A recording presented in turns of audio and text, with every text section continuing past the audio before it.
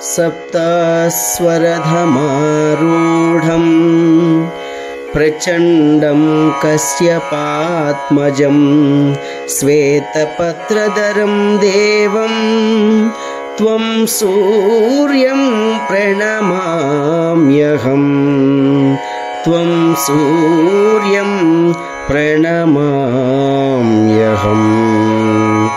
సమస్త జీవకోటికి సమానంగా వెలుగునందిస్తున్నటువంటి సూర్య భగవానికి నమస్కారములు.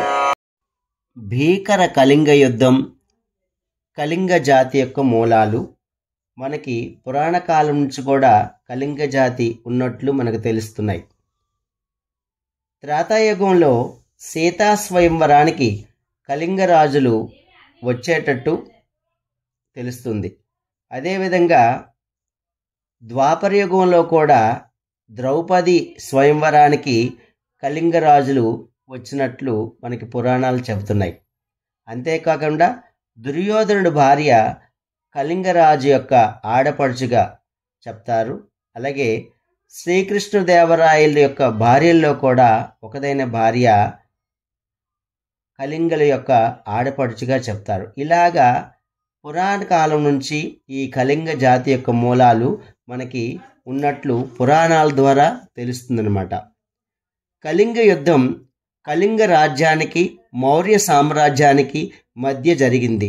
దీనికి అశోక చక్రవర్తి సారథ్యం వహించారు. కళింగ రాజ్యం ఎప్పటికీ భారతదేశంలో శ్రీకాకుళం, ఒడిశా ప్రాంతంలో ఉండేది.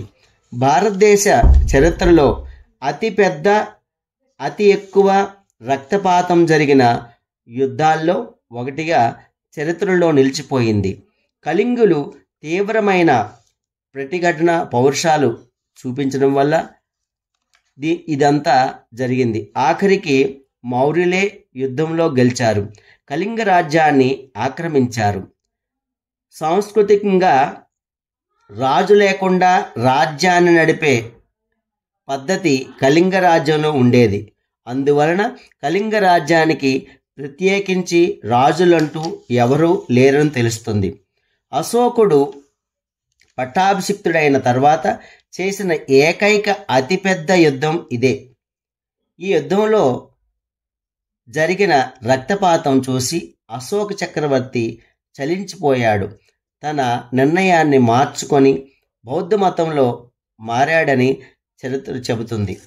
అంతేకాకుండా తన కుమార్తెకు సంఘమిత్ర అనే నామకరణం కూడా చేసుకున్నట్లు తెలుస్తుంది. కళింగ రాజ్యంపై మౌర్యులు దండెత్తడానికి 2 కారణాలున్నాయి. ఒకటి రాజకీయపరమైన కారణాలు, రెండవది ఆర్థికపరమైనటువంటి కారణాలు.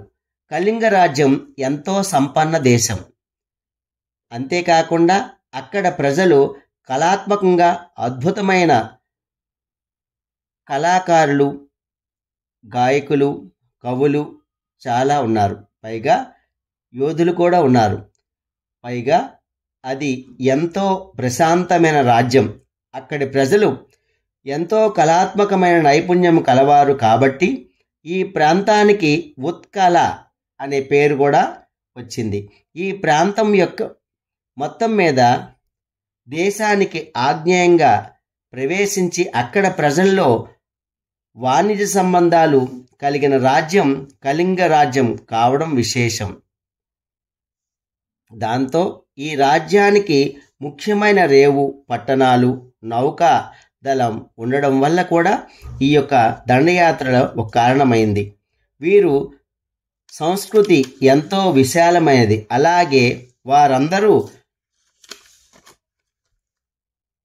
సమానమైన పౌర స్మృతిని పాటించేవారు.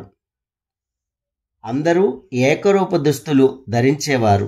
సామాన్య శకం 321లో సామ్రాజ్య పతనం జరిగేంత వరకు కళింగ రాజ్యాన్ని నందవంశం పరిపాలించేది. అశోకుని కంటే ముందు అతని ముత్తాత చంద్రగుప్త మౌర్యులు కళింగ రాజ్యంపై అనేక సార్లు దండయాత్రలు ప్రయత్నించి విఫలమయ్యాడు. అందుకే అశోకుడు కొత్తగా స్వతంత్రాన్ని పొందిన కళింగ రాజ్యాన్ని పట్టాభిషిక్తుడైన వెంటనే గెలవాలని ముందే నిర్ణయించుకున్నాడు. అతని రాజ్యంలో తన స్థానం సుస్థిరం చేసుకోగానే కళింగ రాజ్యం మీద దండెత్తే ప్రయత్నం చేశాడు. ప్రస్తుతం ఒడిశా తీర ప్రాంతాన్ని అప్పట్లో కళింగ రాజ్యంగా పిలిచేవారు. అశోకుని పరిపాలనా కాలంలో 9వ ఏట ఈ యుద్ధం జరిగినట్లు తెలుస్తుంది. సుమారు సామాన్య శకం పూర్వం 261లో ఈ యుద్ధం జరిగింది. అతడి తండ్రి చనిపోయిన తర్వాత సింహాసనం కోసం జరిగిన రక్తసిక్తమైన యుద్ధం తర్వాత తను చేసిన 2వ యుద్ధం ఇది. కళింగ రాజ్యాన్ని ఆక్రమించేందుకు అతను ప్రయత్నించడంలో అతను ఘన విజయం సాధించాడని తెలుస్తుంది. కానీ ఈ యుద్ధం జరిగిన తర్వాత ధన ప్రాణ నష్టం చూసి అశోకుడు ఇకపై జీవితంలో యుద్ధం చేయనని ప్రతిజ్ఞ చేశాడు. ఎలాగంటే యుద్ధంలో జరిగిన హింస చూసి అశోకుడు ఇటువంటి వినాశనానికి నేనే కారణభూతుడును అని కళింగ ప్రాంతం మొత్తం దోపిడీకి గురై నాశనమైంది. అశోకుని అధికారులు లెక్కల ప్రకారం కళింగులపై వైపు 1,00,000 మంది చనిపోయారని, అంతకంటే ఎక్కువ మంది కూడా అశోకుడి సైన్యంలో చనిపోయినట్టు తెలుస్తుంది. కొందరు ఒడిశా చరిత్రకారులు మాత్రం కళింగ ప్రాంతపు వాసులు చనిపోయినది తప్పుడు లెక్కలని, అంత భారీ నష్టం జరగలేదని, ఈ లెక్కలన్నీ అతిశయోక్తని వ్యతిరేకిస్తున్నారు. వారి ప్రకారం కళింగ సైన్యం అంతయు తాము నష్టపోయిన దానికన్నా 2 రెట్లు ఎక్కువ సైన్యాన్ని నాశనం చేసింది. ఈ యుద్ధంలో కొన్ని వేల మంది స్త్రీ పురుషులు మరణించారు అన్నది మాత్రం చరిత్ర చెప్పే నిజం వారు విశ్వసిస్తున్నారు.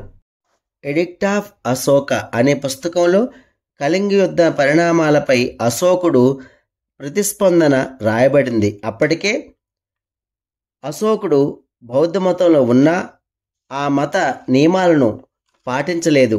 ఈ యుద్ధం కారణంగా అతనిలో రక్తపాతంపై విముఖత మొదలైంది. దాంతో పూర్తి స్థాయిలో బౌద్ధునిగా మారిపోయాడు. ధర్మ విజయం, అహింస ధర్మాలే ఆచరణీయమని నిర్ణయించుకున్నాడు. తన జీవిత కాలంలో యుద్ధం చేయనని ప్రతిజ్ఞ చేశాడు. అప్పటి నుంచి సైన్య విస్తరణ, రాజ్య విస్తరణ, ఆక్రమణలు మానేశాడు. ఈ యుద్ధం తర్వాత దాదాపు 40 సంవత్సరాల పాటు రాజ్యం చేసిన శాంతి, సామరస్యం, ప్రజా శ్రేయస్సు లక్ష్యంగా పాలన చేశాడు. తన పిల్లలిద్దరిని బౌద్ధమత ప్రచారం కోసం దేశ విదేశాలకు పంపించాడు. తన కుమార్తెకు సంఘమిత్ర అని పేరు పెట్టుకున్నాడు. సంఘానికి సేవ చేయాలని నిర్ణయించుకున్నాడు. ఇది కళింగుల యొక్క యుద్ధం, కళింగ యుద్ధం, అలాగే కళింగుల తాలూకా మూలాలు. మరొక వీడియోలో మళ్ళీ కలుసుకుందాం. నమస్కారం. మీకు నచ్చితే లైక్ చేయండి, కామెంట్ కూడా చేయండి. ధన్యవాదములు.